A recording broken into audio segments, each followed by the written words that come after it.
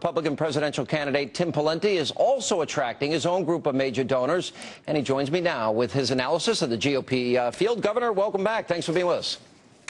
Glad to be with you, Sean. All right, Trump out, Huckabee out. Looks like your fellow Minnesotan, Michelle Bachmann's going to get in. Looks more and more likely Daniels gets in, and maybe John Huntsman. What do you make of the new field? Well, I think the field will settle in, and, I think it'll be a great debate. There's a lot to pick from there, but I think when people look at these candidates, look who's had the executive experience, who's delivered on reducing spending and taxes and government reform in a blue state, and who can market conservative principles across the country and win the election, I think that road leads to my campaign, so we feel really good about that. What are the issues that you think? How do you differentiate yourself from the Republican candidates? I would argue all the candidates will want to cut taxes.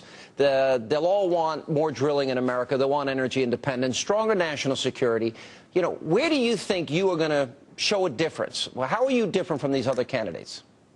Well, that's a great question, and I think a lot of the Republican candidates will sound similar. They're all going to say they're for cutting taxes, reducing spending, reforming schools with accountability and choice, market-based health care, being tough on terrorism, public employee reform, pension and benefit reform, and the like. The real question, Sean, isn't so much wide differences in those issues. There'll be some, but probably not wild differences. The real question is going to be this. Do you have the fortitude to actually do it, or are you just flapping your jaw like another politician? Have you done it? And have you done it in a way that attracts people in and allows us to accomplish it and govern? And in Minnesota, I did it in probably one of the most liberal states in the country as a movement conservative, and the Cato Institute gave me an A grade, one of only 4 governors in the country to get that grade. The other 3 aren't running. Yeah. You said that if you want the loudest candidate, it's not me. If you want somebody who's bombastic, it's not going to be me. Maybe subtly we were referring to anybody in particular at that moment. No, but I want to share with you this. Look, the country's facing big and serious trouble. So if somebody wants the entertainer-in-chief or somebody who's going to be the biggest or most bombastic candidate, that's not me, but I don't think that person's going to get put in the Oval Office and given the responsibility to be commander-in-chief and leader of the free world and president of the United States. They're looking for somebody who's got a record of accomplishment, a seasoned, steady hand on the throttle, and somebody who's got the courage and the fortitude to actually do this stuff. I had the first government shutdown in my state in 150 years, set a record for vetoes, unallotted using executive powers, more money out of my budget in my time as governor than all the other governors combined in my state. The next president's going to have to do tough things, and he or she's going to have to demonstrate an executive experience with a record. I did. One of the toughest positions I think you're now taking is interesting to me. On the 2011 budget, you thought the Republicans probably, when the details came out, should have shut down the government.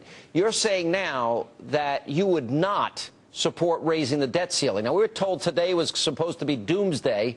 We'll have more on this later in the program. But guess what? We survived the first day after having reached our debt limit.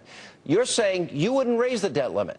So I want you to explain both those things and how, if you were president, you would handle these things.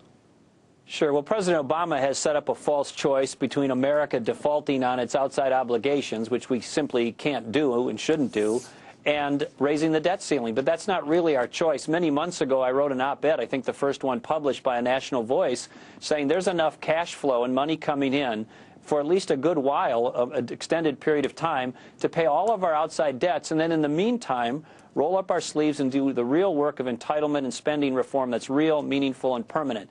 And they told us, well, the sky was going to fall here in mid-May. Well, guess what? It's mid-May, and now they're saying, well, it's August, and beyond August they may have even more time. But in that time, before they raise the debt ceiling, and they shouldn't, fix the problem. And the underlying problem is they're spending too much. Yeah, well, but Ryan is now proposing dollar for dollar. Do you think that's a good proposal, or does that not go far enough? Do you have to deal with the entitlements? Do you have to deal with them now? Yeah, you can't look at a chart of federal outlays or the numbers and conclude that you can fix this long-term or really without tackling entitlements. It's not easy to do, but it must be done. And if we're not willing to say it specifically, then we're all just wasting our time.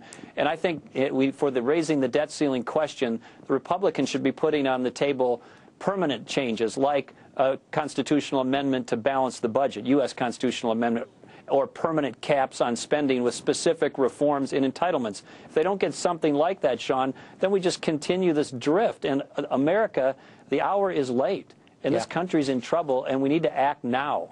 Well, it could take a long time for that constitutional amendment. As you know, the process is arduous. It's difficult. You got to get the states in the end for that to happen. So in the short term, you're saying that if they don't get spending caps built into this bill, you would urge Republicans not to support it. It would depend what kind of caps. You know, if they're real caps with real targets and specifics around it and they're really enforceable, that would be good. It's not ideal. But we know from the past when they put in these congressionally mandated caps, they can be congressionally removed. I think the real answer is, can you get some significant permanent entitlement and spending reform, and not just some amorphous caps that, you know, may kick in 3 or 4 years from now that are non-specific and kind of aspirational. There were 204 brand-new Obamacare waivers that were granted in April. 38 of those 204, or 20%, came from, let's see, Nancy Pelosi's district. What does that tell you about, first of all the companies wanting waivers? Some companies granted waivers. A lot of unions have been granted waivers. And then Nancy Pelosi's district is one of the biggest beneficiaries of waivers for health care. What is your reaction to that? Well, it tells us what we already know, that this is one of the most misguided pieces of legislation in the modern history of the country. It's heavy-handed. It's going to further corrode our economy, as you've already mentioned. I met a person the other day in Arizona who told me he's moving his whole company out of the country. He's got about 300 jobs there, 300 employees, just because of Obamacare. Yeah. He can't afford the mandate. So that story repeats itself. Why does the word corrupt come to my mind when I hear that there's any waivers for any person anywhere? I mean, you know, I understand why McDonald's wanted a waiver. I understand why some companies want it. But, you know, the idea that some people are going to be subjected to this law, you know, it seems like this may even hit the Equal Protection Clause by the time this is all said and done. Another example of really crony politics or crony capitalism. If you've got the right connections, the right lobbyists, the right interest group, you get your special deal, and the rest of us get our wallet out. And that's in the tax code, it's in earmarking, and now you see it in Obamacare. And I don't blame people for trying to get out from underneath it. It's an awful law, but when you have that many needs for exemptions, it tells you that the law, it's a warning sign that the law is broken and doesn't work. All right, Governor, good to see you. We'll talk to you often throughout the Sean. campaign. Appreciate you being with us.